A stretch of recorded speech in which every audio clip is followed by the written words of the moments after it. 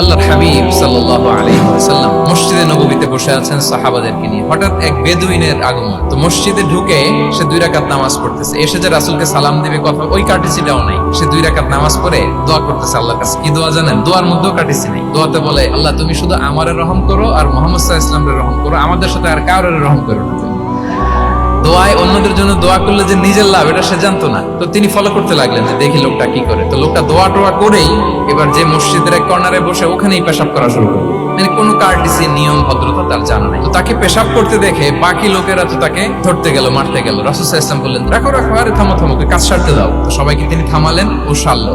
এবার রাসূল সাল্লাল্লাহু আলাইহি ওয়াসাল্লাম বললেন, কি অবস্থা তোমার, কোত্থেকে আসছো? সব খোঁজ খবর নিয়ে বললেন যে তুমি যে এখানে নামাজ পড়লা, এরপরে আবার এই কাজটা সারলা, তুমি কি জানো এইখানে আল্লাহর জিকির করা হয়, এটা আমাদের ইবাদতগাহ। এইখানে কি এমন কাজটা করা তোমার ঠিক হলো? সে তো লজ্জায় কাচুমাচু হয়ে রাসূল সাল্লাল্লাহু আলাইহি ওয়াসাল্লামের কাছে ক্ষমা চেয়ে গেছে। সুবহানাল্লাহ।